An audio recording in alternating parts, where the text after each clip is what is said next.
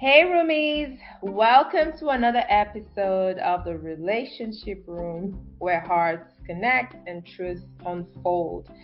I'm your host, your girl, and today, Ada, I forgot to say my name, Ada. And today we're sitting with two stories that actually feel like one, right? First, we have a Uganda woman named Aleti Crystal who became famous for talking about her supposed business. When I say business, I mean like actually trying to get paid or getting paid of beating men who wrong women, right?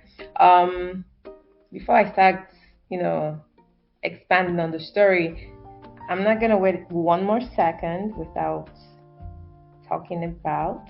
You guys already know her. She's been on here a couple times, and she is always a pleasure to speak with and to just converse and to relate and connect with.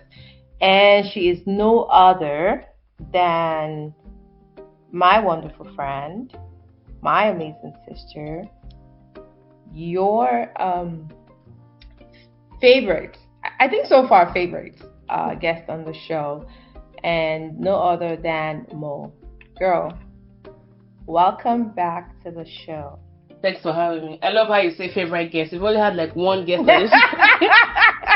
But I'll take it. I'll take it. I'll take it. You are our favorite guest. So one out of one. I'll take it. Fuck it. Thanks for having me. Yeah. Always. You're always welcome. We always have this vibe going, right? That is infectious and we're relaxed. We just, girlfriend talk. But we also, have really serious conversations. And today's topic is one that is kind of mind blowing to me. Maybe because I haven't really considered that before in the past. I've never thought of paying anyone to beat anyone. I mean, what do you think? No, I'm such a rule follower when it comes to violence and we can attack with words, but physical, no, like I'm a speaker, not a fighter. I know, like I can say as much as I want. Exactly. I'm working on that though. I'm working on that. I'm working on saying less. Yeah, it's too messy. It's too messy. I don't want to be in jail. I'm afraid of ending up in jail. Life. Confine you, man. Yes, I think just kill me already. Like, yeah. Nah, I ain't because doing what would happen if while they're beating the guy, right, he dies? People don't really look at this.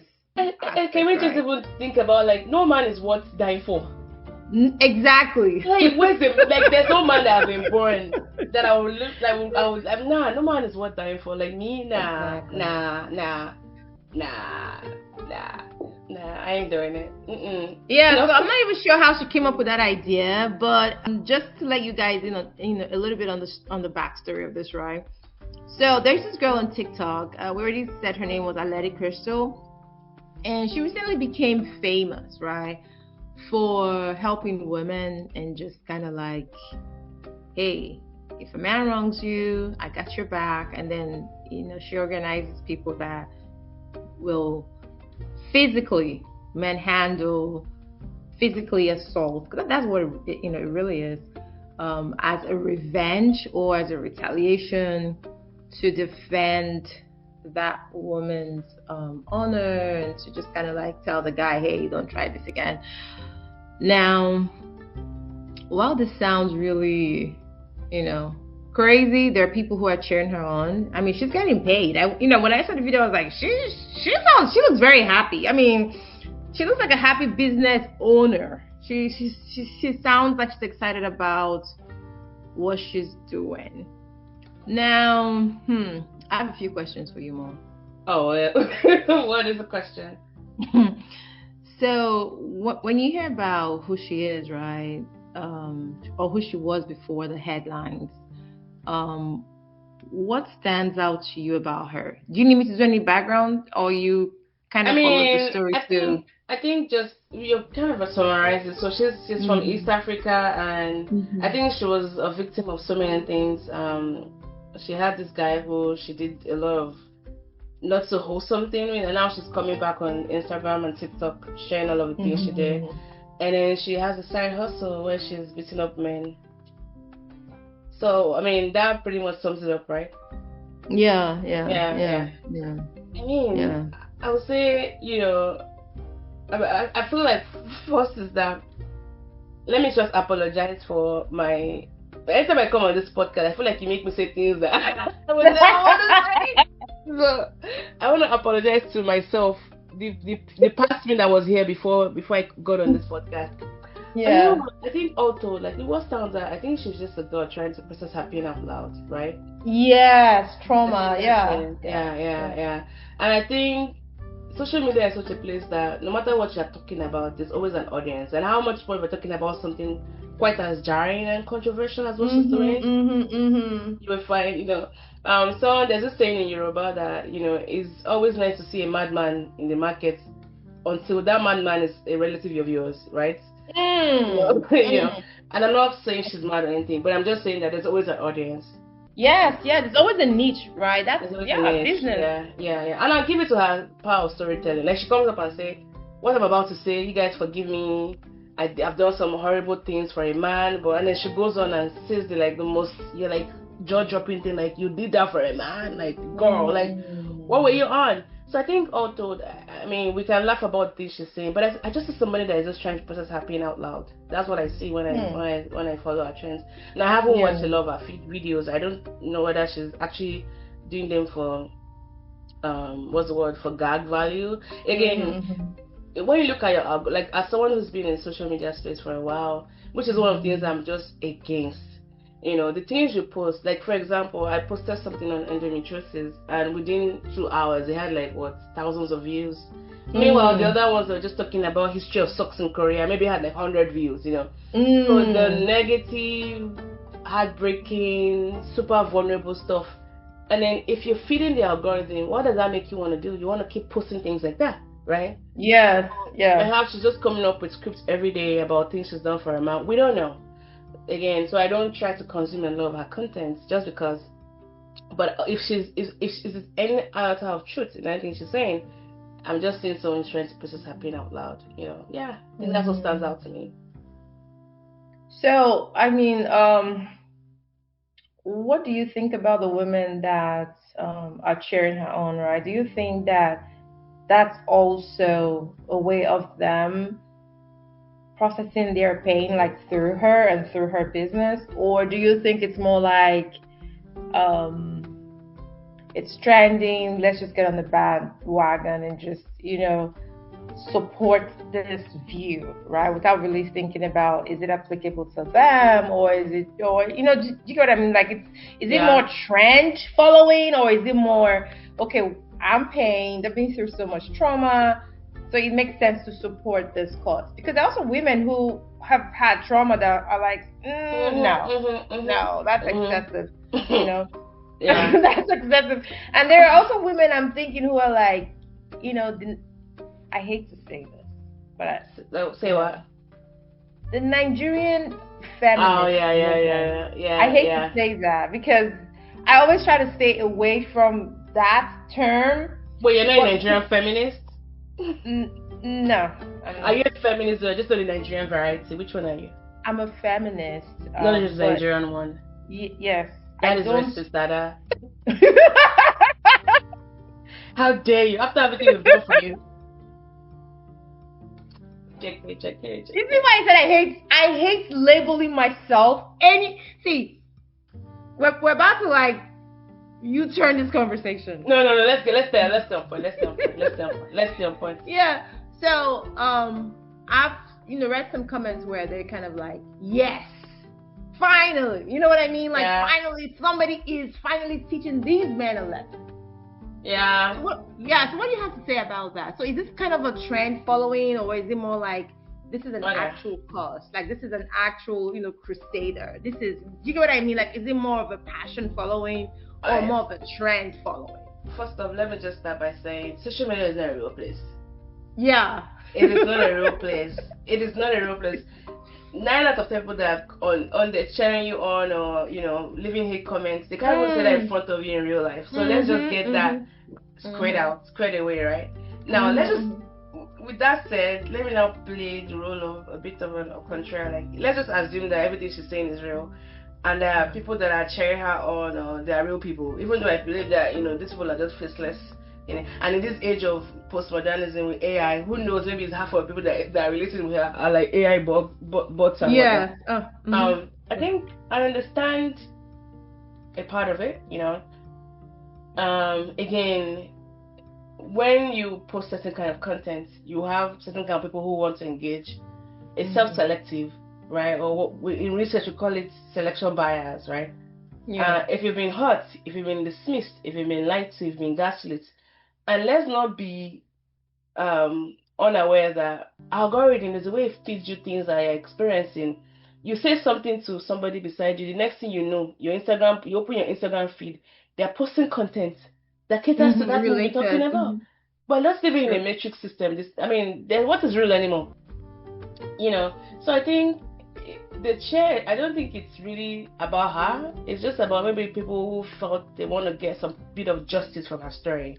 Maybe those who never got an apology, or who watched men that hurt them and moved on completely unbothered while they were still picking up pieces of their life. And I think her story, and I want to separate the person from her online presence, And so her persona, as it were, became a vessel for that collective rage. And that collective rage needs somewhere to land. Got it. Again, social media is not a real place. It's just a highlight reel of the loudest emotions. And someone will say, "Oh, send it to your ex at send her to my ex at 2 a.m." That's not your whole self. That's just your wounded self performing for an audience under your blanket. And I think she understood the assignment. Heck, she's a marketing genius. She's giving wounded women a stage, and they showed up in thousands. But that said, I'll say, please, hands off anybody. No man is worth going to jail for. No man is worth demeaning yourself to go and beat him up because he did something to you. Let's come on, whatever you believe in, cosmic justice, get them. Yeah, that's just my 2 piece on it. I think that also plays into women being able to know when to walk away and not wear that victim cloak. And I say this very carefully. Good luck. When I say and when I say victim cloak, right, I'm not saying that whatever happens to them is not justified or injustice or not justified. I don't know. What I'm saying is know when to walk away, right?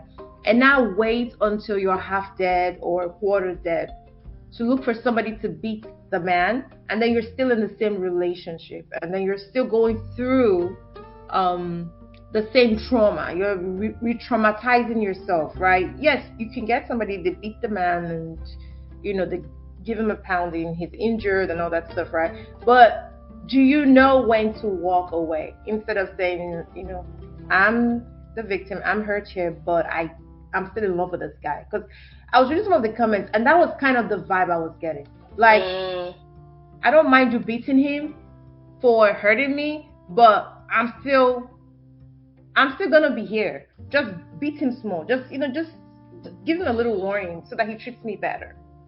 But that's what the problem I see. Like, even when don't you have friends around you where you know that this relationship they're getting into is not good for them, and you tell them, and then you become like the oh, you're not happy for me, right? Yes. And so what's saying that even if they knew what they knew, then they will still not make the same choice that they're making. So the question becomes, is this your pride that is making you to react right now, or you really, really want to beat up this person, or just the sense of shame you feel by sticking to a decision that you should have said no to? Yes. So I think you worded that a lot better than I did, and that's because with all this stuff you just have to be very careful how or what you say. The point is, let me use myself, right? I've been through a lot of traumatic experiences, right? But beating the person would never cross my mind at all. Walking away would be the first thought, right? Yes, I know it's right for me to walk away like 100 times, but that would be my first thought.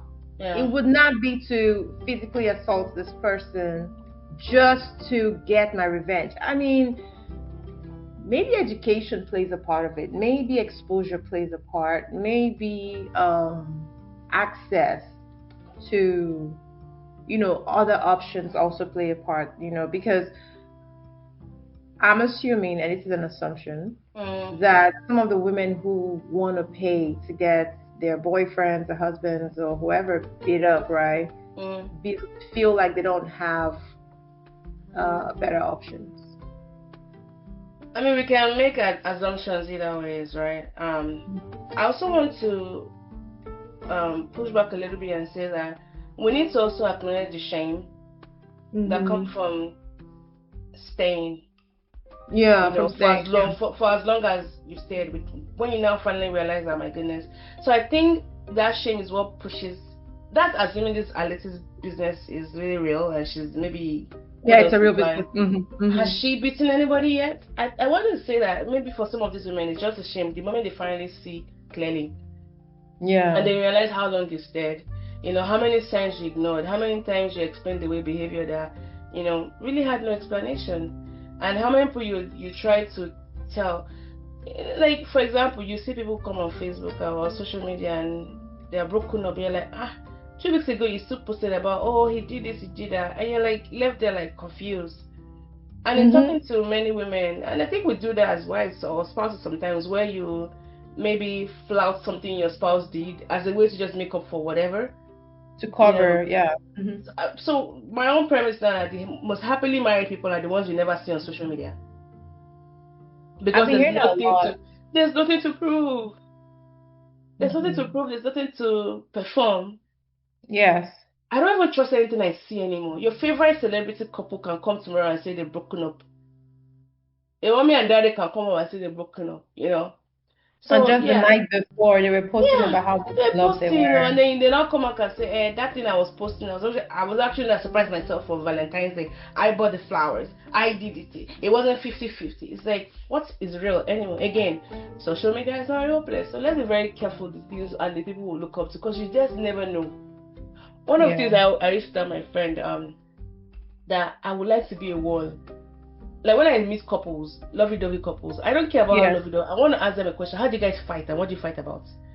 I think how many times I ask that question, people always look at me weirdly. Because I want to know. I don't care about how you're loving up yourself. Anybody can fake that. How do you fight and what do you fight about? Yeah. And most important, how do you make up? Those 3 questions, I like to be a fly on the wall to just see how people fight. And how they make up and then what they fight about. Because for me, that really shows what holding on to a relationship looks like. Not that I love you, not the posting, all of that and all of that. Yeah. So I'm gonna be a fly on the wall for you. No, don't even bring me on it. How do you fight with your hubby? How do you guys fight? I'm not gonna ask you how you made up. I just want to know, how do you guys fight? How do I answer this? I found that in my relationship, I'm more of I think with time, people think I'm this loud vocal person. There's a heartbreak that comes with just cyclical issues you experience in relationships. By cyclical issues, like issues that just keep coming back in different ways, but it's the same problem. Can you give an example? I'm so married to this person, so so you can give more of hypothetical, situations. It doesn't have to be the exact issue, of course. How do I say this without being? Ada, you say this is what you make me do on this podcast. I don't make you do anything, no. Even this silence right now that I'm just silent. I've already even implicated myself. Tomorrow night the whole family meeting and come and call my name. No, you're safe. Yeah. Okay, go ahead, sorry. No. I'm still thinking. He's a great person. Even saying this now is almost like I have black friends, and the person ends up being racist. He's a great person. And I think that for me, some of the things I really prioritize is emotional currency were different. Okay. So one of the things, let me explain. I'm on a quest right now. Okay. Because I've been thinking about this. To me, this is one big mystery that I'm trying to solve for relationships, and I found that it's not quite unique to me. In talking to people around me, I found that for wives, especially when you have like a mismatch emotional currency or emotional bandwidth, some wives tend to rely on their girlfriends to make up for it. Okay. Where your girlfriends are the first people you call when you have good news or bad news, because you feel like your spouse is not just going to give you the reaction you're looking for. So you rely on your friends, not in a romantic way, but you know what I mean. You have your village, and I think women. I think we talked about this in one of the episodes. Yeah, women do that very well. We're very good with community. My premise is that that's still cheating. So that's emotional cheating, but not in a non-romantic way. In a non-romantic way, like for me, if I'm doing life with this person, I want you to. I'm not saying that you should neglect your friends. You know me, I'm not the kind of person that'll get married and cut off everybody around me. But I still feel like there needs to be a sacred spot, a sacred. What's the word I'm looking for? How do I quantify it? Where is just you and your spouse in that space? None of your girlfriends should be able to touch it. But I have this friend, I hope she listens to this episode. She's so gongo about it. She's like, no, I have done it many times, and my spouse just always falls short. And so to avoid disappointment, I don't even bother. Like, my spouse is gonna be last. That's what she told me. My spouse is gonna be the last person I tell about that.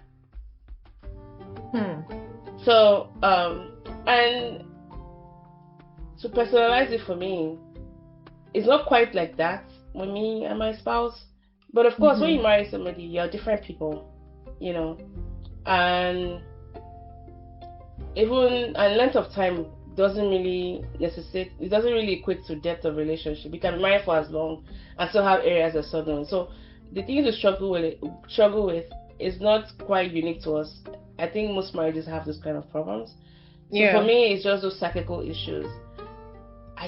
It's just not. How do I put it? So that's just one of the things I feel like we fight about, and because they are cyclical to me, the routineness of it weighs me down. That I've stopped talking, and then when you stop talking in that context, it's also a signal that things are not quite good.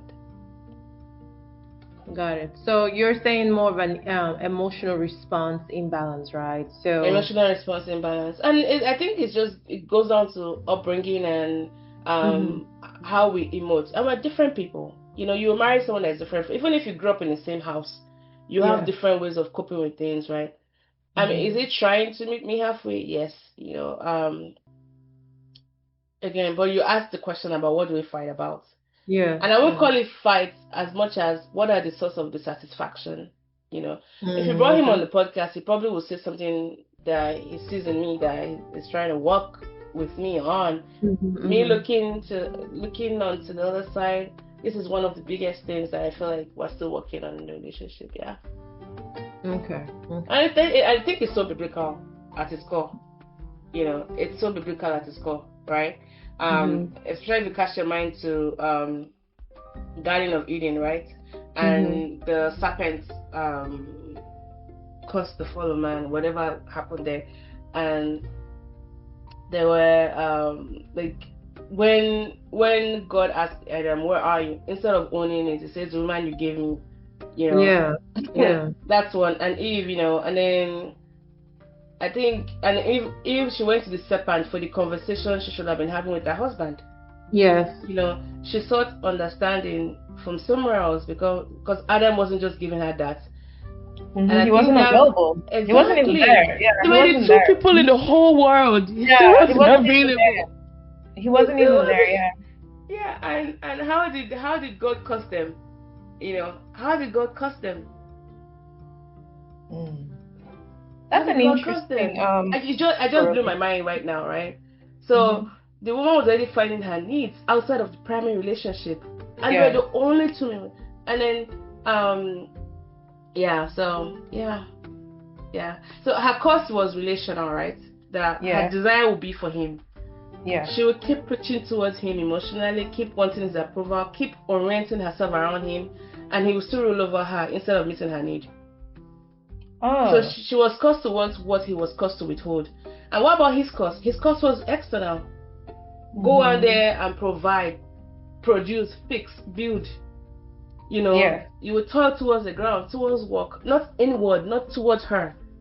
So from the very beginning, she's wired by the cost to need emotional connection from him. And he's wired by the cost to look everywhere except there, right? That's the fall of man. Yep. Yeah, so that's an interesting way to look at, the Garden of Eden. When we pull it back and relate it to our relationships. Yeah. Okay, I see the connection. I'm gonna do a little bit of a divert, right? Okay. We had another conversation we're supposed to talk about, but there's something trending right now on social media. There's no way I'm not gonna talk about that. Oh. There is no way I'm not gonna talk about that. So I don't know, but you might have heard of Blessing CEO. Have you? Oh, good God. The one that faked having stage 4 metastatic cancer?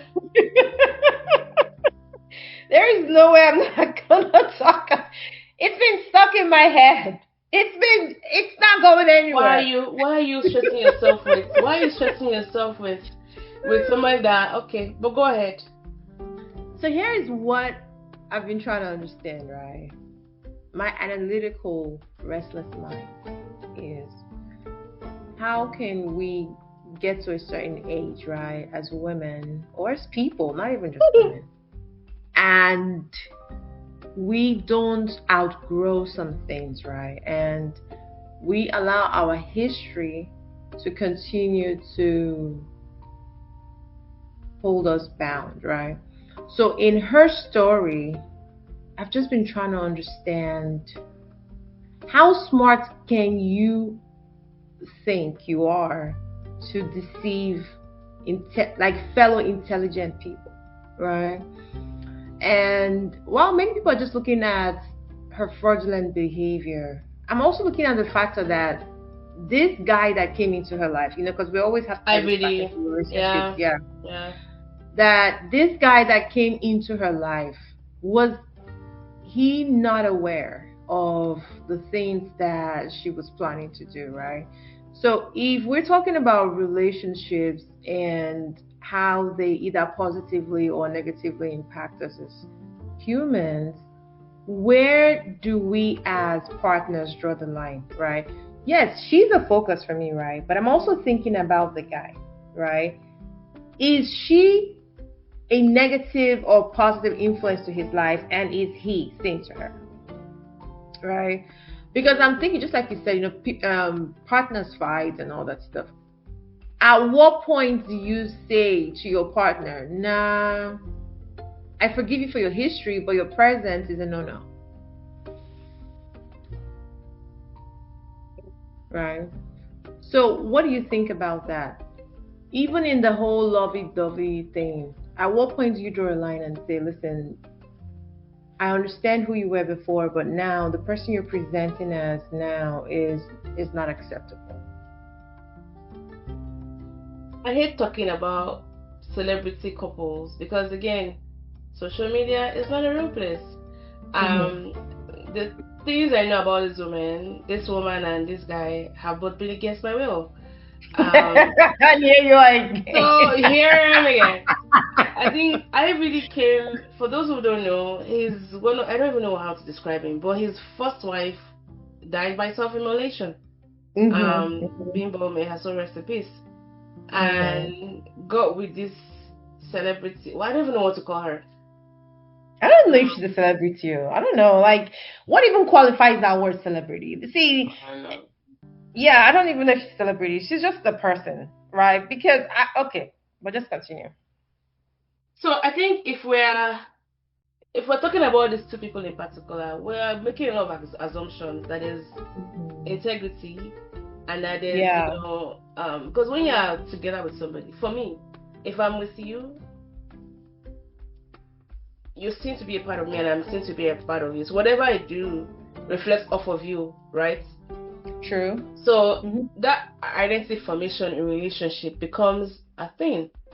So we have to make a lot of assumptions for this, which I hate doing because I don't know them. So let's put their names aside and just talk about the issue at hand, right? And that's it. Why would a grown woman? Yeah. She's almost 50, right? No, she's in her late 30s. No. Okay.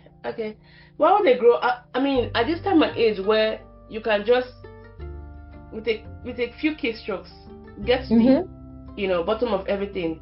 How can you lie about having stage 4 breast cancer? Meanwhile, 2 videos before you were still dancing and doing all kinds of stuff. I don't know. I think for one, she might need to be assessed mentally. And I'm not saying like, a couple, how somebody commits crime, next thing they're saying they're not mentally competent. So we can start making like the right assumption. I think she needs to be checked. And so is it just off of this one situation, or you? No, I think she's been off our records for a while. Again, I don't know so much about her. The few things I've seen out, even the way she talks, and even the way she was even talking about the late wife who passed away. Something she said. And I hate that I'm talking about her now because the moment I pick up my phone and go on Instagram after this conversation, guess what's gonna pop up on my algorithm? Yeah, that's why we're talking. Yeah, because I think most of the things that we find on social media, right, are good topics to converse because a lot of listeners, a lot of our listeners, right, also have the same experience of going on social media and getting these news or information thrown at them, and it's good to have the conversation again because we can always provide a different perspective, right, as much as we can, right? It's not guaranteed, but we may say something that is completely new that somebody can take a look and say, I didn't see this from this perspective, right? So some of these conversations may be very frivolous, really don't have a lot of depth or weight, but there are thousands of people who are forced to listen or watch these things and sometimes draw either value from it or just say, I'm not going to be this person, Again, you'll be surprised. I know. Again, who are your role models? Social media is not a real place. I keep saying it. And you're right, especially for this younger generation, even older generation who tends to have social media figures. Yeah. I try not to attach so much value to things I see online. I'm sorry, I just don't. And I think what's even making it very pitiful for this person is that she's a self-proclaimed relationship expert. Yeah. She built a following, giving bold relationship advice, telling women to leave toxic situations, know their worth, run, blah blah blah. And the irony is that when this bimbo, may her soul rest in peace, was talking about things she went through when she claimed that her IVD was being abusive towards her. Yeah. She turned around and defended this man who was accused of pushing his wife to the brink of self-immolation. Right. Now you've turned around, you claim to have stage 4 cancer, and people that donated to you are demanding refunds, accusing you of fraud. We have to be very careful because you've built your entire brand telling women the truth, and they will call it a pick-me behavior, And I would say that something has to be wrong with you internally. Okay, there's something I learned from Jordan Peterson about never lying to yourself. Yes. That's a tragic way of just living life. Because you can lie to other people, which is not so good. Don't even lie. Like, try to live a life where you're not lying. Lying to other people, when you start lying to other people, you're almost like your soldiers around you. You've calibrated them with that lie. When you go to meet them for like advice, because you've surrounded yourself with a bunch of liars, you don't get the truth anymore. Yeah. That's hard enough. But when you lie to yourself, do you know what it means to lie to yourself to the point that you start believing those lies? I think what we're seeing right now is just somebody that has been immunocompromised in so many ways. That you now come online and claim to have, like, are you kidding me? So I mean, it's something deeper going on. Yeah, something deeper, yeah. Something deeper I mean, for me, on, it's just I just keep looking at that whole relationship dynamics. Like when we is it even real? Is it real? What they have, is it real? I don't know, but again, we're just going off of what is presented online, right? Again, we don't know. So this, like most stories online, we don't even know. We don't have exactly background. You have to make a lot of assumptions here and there, which is so tiring. Like how many assumptions I've got to have made before I start drawing objectives, and then yeah. But let's draw that to say a different couple, same scenario, right? Now, just to create learning moments from this. Right? So when you're with a partner, and there should be a point where you assess yourself and say, is this person a good influence or is this person a bad influence, right? Do that all the time. All the time, yeah. And depending on what you have seen, not based on potential. Okay, this person has a potential to make me feel secure. This person has a potential to make me feel that I'm good. No. Now, based on what you've seen and what you know, is there a point that you get to and you're like, okay, you're not feeding me the way that I want to be fed, and for that reason, it makes sense for me to distance myself, right? Or end the relationship? Or is that even considered selfish? Because some people may argue and say, well, that's just because you're focusing on your own need, right? Why should your need be more important than the relationship itself? Okay, let's define some parameters. Are we talking as believers, and are we talking about a committed relationship like marriage? Okay, let's start with marriage, and then we look at another option of committed. So it's committed, right? It's committed because I mean, for you to even want somebody to have any type of value or impact to your life, right? It has to be committed. It has to be committed. It doesn't necessarily have to be marriage. Some people are together, they don't get married, but they're committed to each other. Okay, let me just talk about the one I know. Let's say it's marriage, right? Because marriage is a covenant, is beyond a contract. A contract will have exit clauses. A covenant says, I'm choosing you, even when choosing you is hard. And I think that's where a lot of people get confused. Like, they enter marriage with contract mentality. What am I getting? What are you bringing to the table? When it stops working, I'm out. Yeah. I'm speaking to Christians now, but as Christians, I think we are called to something harder than that. We are called to love. And that love has to look like sacrifice. If something is not burning, then it sounds beautiful until you are the one doing all the sacrificing. But I think I also want to, that said, I want to push back on what we sometimes hear in church spaces. Covenant doesn't mean you should stay and suffer, right? Covenant doesn't mean that God is more concerned with the institution of your marriage than He is with your life. Okay. There's nothing in the scripture, nowhere in the scripture, and if there is, somebody needs to show me where God asks you to be an altar for somebody else's dysfunction. Right? So I'll say that evaluate it, because your question for now, there's a part of it that reeks of, if I'm not getting what I'm getting, then I'm gonna be out. What is that thing costing you? And see, there's no perfect person. No. Right? Now, if this person is like snuffing life out of you, hitting you mentally, degrading you, then find your exit plan, right? Because physical safety, mental safety, those are key things. You cannot be carrying on the mission of God if you are dead physically or dead mentally. I don't believe in staying if things are that extreme. But the whole, I'm not getting 20%, then I'm out. Are you even giving the 80% and you are waiting for this 20%? Which is why I'm saying that, for me, if you're a Christian and you're married, it's a different kind of conversation we can be having. And you will never, no man will ever, no woman will ever give you everything you want. As a Christian, I believe that. Otherwise, why do we need a savior? Okay. Why do we need going up? But there's some things that how do I put it? If you're in a relationship where you don't feel like you're your best self, not in the way of you are waiting for this person to complete you, right?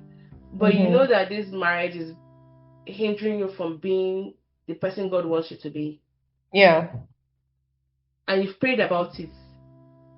And you've had conversations, and these things are not changing. I won't say more than that, though. Because So let what's me the point ask of you, being right? married and then you make hell? Yeah. What's your question?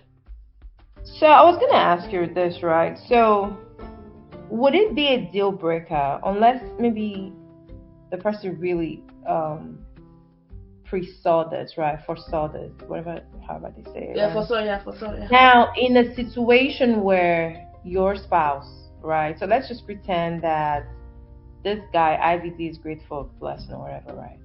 Is there a situation that your partner will do, right? Like, coming out, having a fake, whatever, fake diagnosis, saying I'm dying when they're not. Would that be a deal breaker for someone like you? So this is to you. Like, would that be a deal breaker? Maybe, now let's add some variables to this. Maybe you did not even know that this person was going to do this. Maybe you did not even know that this person had the capacity, right, to do something publicly. Because let's face it, we've been in the news where people found out their spouse was cheating by, they were just sitting somewhere in a, like the one that happened with the CEO and his assistant, and they're just sitting in a football game, and there you see, your husband and his secretary, and they're kissing, right? So, is there something that your spouse will do publicly that is besides cheating? Let me put that disclaimer on there. Besides cheating, will do publicly that would be so embarrassing that it would equal walking away. So I think what you're saying this person exhibit didn't just start from that thing you're seeing them exhibit. Okay, but maybe you never knew it was gonna get this bad, right? Because it's something that you make someone, they're crazy, they're rambunctious, they're obnoxious, right? Yeah, like okay, and then they do something publicly that now thousands of people are involved. So and you're like, I knew you were crazy, but I didn't know you were that crazy. Okay, so that thousands of people that were involved, it wasn't today he started it. What might make you now feel more shame because now he has dragged the public in to see the shame that you've been covering on the inside. So it doesn't just, it starts small. It starts with something you excuse, something you laughed off, something you told yourself, you know what? And you normalize it layer by layer. Again, Yoruba, which is my tribe, they will say "Pamisilema, pamisita," like kill me inside, don't kill me outside. So I don't think it started with this person's situation. I think it started with that too. It's been going on for a while, and I don't want to keep using them as an example. Your spouse that they caught, like that Jumbotron CEO from Astronoma, whatever the company is. Yeah, you think it's just started today? They're hugging somebody in public, they're not married. It's started with little note exchange, hands, staying behind, booking hotels somewhere. It's possible his spouse didn't even know. That's the angle I'm looking at. Is the spouse? Are you sure the spouse did not know? It's possible she didn't know. I mean, people saying she probably knew and all that stuff, but they were separated according to what I heard, anyways. Because she came on Oprah recently. I don't want to talk about it. Yeah. Well, to answer your question, I think at that moment is when you wake up and you realize that okay, this thing I've been ignoring, because there's no way all the things he's been doing will not come to the fore at that particular moment. Because now you have no longer an audience of 1 or 4. It depends if you have kids. It's now multiplied by 1 million people that have watched that whole thing go down on the internet. Yeah. So again, it's like, are you ready to have that honest conversation with yourself? So it doesn't start today for most of these things. I'll say 8 out of 10 of these situations that they blow up. So is that grounds to walk away, or more like now you have to be maybe more involved in helping them through whatever is going on? Or is it kind of like, listen, I've tolerated you indoors for too long, and now you've brought me, personal shame, not just and collective shame, and which is probably going to affect my work, affect my reputation, and all that stuff. And so I'm out. So if it were, yeah, yeah, I hate talking in absolutes, right? Because I don't know whatever the situation can be, and I know it's such a real question. But I want to also say that it depends. It depends on, because in that moment, if you're walking away, you're not walking away because of what they did. It's not because of what they did. It's because you now have people looking at you and judging the choice for you to stay. So I'll say that it's hard to really answer that, because you've enabled some part. Okay, so this person stepping out of bounds and all that, that's their bad, right? But there's an enabling that also, and I'm not trying to say that you're responsible for their actions. No. Okay. You staying for that long and looking the other way, that's the enabling I'm speaking of. We can have two truths here. Some things, the bad the person committed in a relationship, and the way you enabled, not speaking up or not drawing your boundaries or letting them know, hey, if you keep doing this and this, I'm just going to have to walk away. So, I mean, at that stage, you have to ask yourself, are you walking away because of the shame that has now compounded? Or because this was like the straw that broke the camel's back? So let me ask you real quickly before we round up. Is the shame enough? Because this has happened quite a lot. Just, forget the whole blessing conversation. We've seen a lot of situations where one spouse embarrassed or did something shameful. Again, recently, Tiger Woods, and I'm not sure if you followed that story, right? Yeah. So it's not just, blessing. That's just an example. So a lot of times one spouse may misbehave. Even the Justin Bieber. I'm not sure if you've been following a lot. A lot's been going on the last few weeks, right? Girl, I don't want to. How do you have to keep up with these people? I don't have the time. Yeah, so in those situations, right, where your spouse has publicly embarrassed you, is the shame enough, right, to walk away? Or are you kind of like, okay, forget the shame, I'm sticking with you no matter what because we have a covenant, right? You did something that was wrong publicly, but I'm still going to be here. And again, like you said, it really varies, I think, on people and how far they've come in the relationship and how much they know that person and what that bond is. Yeah. I think since we're speaking in absolutes, shame is not something, and I'm familiar with shame because in certain parts of my life I've let that hold me back, right? So it's not like a new thing to me. Assess your situation. Do I think shame alone is enough to walk away? I don't think so. And shame can work in both directions. There's shame of staying. What people would think, I knew and I stayed. I forgave this publicly and now I look weak. There's also a shame of living. I failed, my marriage did not work out, I could not hold it together. So whatever you do, you're damned if you do, you're damned if you don't. So both of those shames will paralyze if you let them. And none of them I think is the right reason to make a life decision. So what I think is enough to walk away? Clarity, Clarity, who has this person shown themselves to be? What role have I played in this? Yes. And can trust be genuinely rebuilt? Or whether you're just performing reconciliation for an audience, because that would never last. Are you staying because you believe in this marriage, or because you're afraid of what living would look like? Because you've seen some cases, maybe not so many, people stay after infidelity and they rebuild something real and beautiful. It's possible. Also, people just stay and just to say, we're still together. But you know that together self, it has K-leg. Yes, and before you know it, 5 years down the line, poof, it didn't work. So if two people are committed, no matter how big the shame is, no matter how, I feel like things can always still turn around, but they have to be willing to put the work.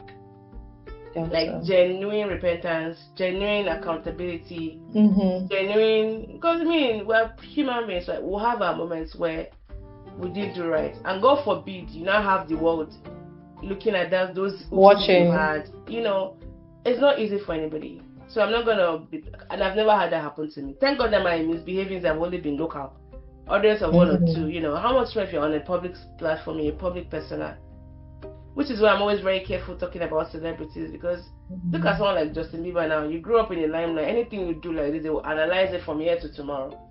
He's broken up with Selena Gomez how many years ago? They're still bringing down onto the relationship to today.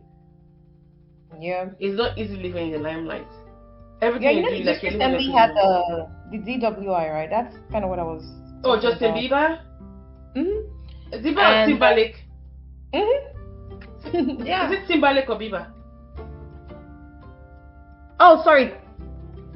It's Bieber, right? Is it Bieber? I thought it was Timberlake. Oh, really? Okay, I might be wrong. I might be wrong. Justin Bieber is. I think it's yeah. I think it's I thought it was Bieber that I saw. Oh wait. No. It wasn't Bieber. I think it's Timberlake. Oh, it's Timberlake? I think it's Timberlake. Yeah, it's Timberlake. Yeah, it's Timberlake. Okay, Timberlake. Okay. Yeah, it's Timberlake. Yeah. And Timberlake happened like I think last year or 2 years ago. So yeah. Hold on, let me say something. Yeah. So, anyways, while we round up, let's just brush up on a few conversations we're going to have probably next week. We're going to go back to that 46-year-old divorcee, red flag, that she ignored, and how they came back to haunt her, and and now she's finally free, as she says, of that relationship. I mean, there's a lot of conversations going on that we can kind of draw from as we go along. But today was very productive, I think. I think we were able to talk about Alexi. I think Alexi, oh please, Alexi, and then Alexi. Sorry, it's not Alexi Crystal. Yes, Alexi Crystal. We're able to kind of have a conversation about her, and how she gets paid to beat up men, and the kind of following she more than likely attracts, whether it was mostly for passion or it's actually people who need some type of help. But then again, that type of help is questionable, not just legally but also emotionally. Like, what does it really do for you and why? And then we went ahead and we talked about Blessing CEO and her boo and her medical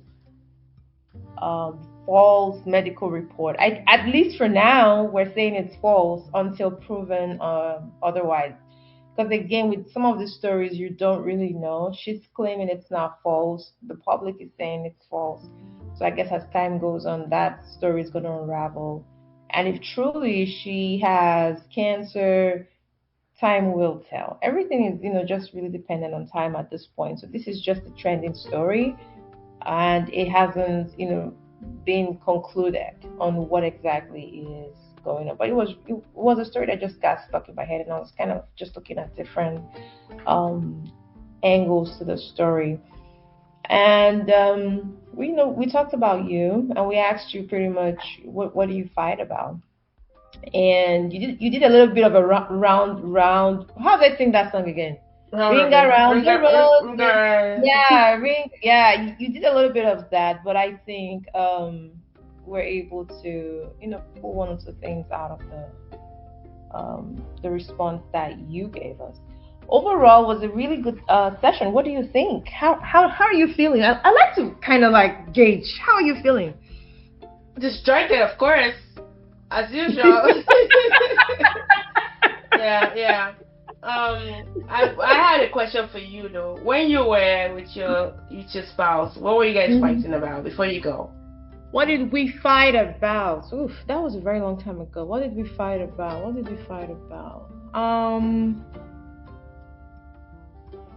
before the cheating, right? Just in the regular relationship wise.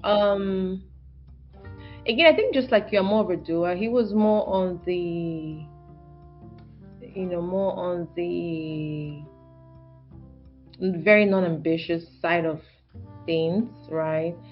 And when you're a doer, type A personality, I'm a type A personality. I like to see things get done, very precise, I mean, it's very detailed. That's and he's not, right? It's kind of happy go lucky. It is what it is, kind of approach to things. And I believe that was a bone of contention a lot of times because I want to get it done. I want to come in and it's done. I don't want to wait and see how it goes. So that was a big problem, I think. Yeah. So yeah, that's where that personality clash would come in. And it's funny because we can talk about spouses, ex-spouses all day, but then sometimes it's even the same with kids. You can be one type of way and then have kids that are a different type of way. But that's a conversation for a whole different day. Yeah. I have a lot of questions for you though, but we can talk about that in layers. Yeah. In layers. So remember how I said about how people fight? I'm also trying on my other podcast. I'm trying to create a series on divorce-ish, like women that have checked out.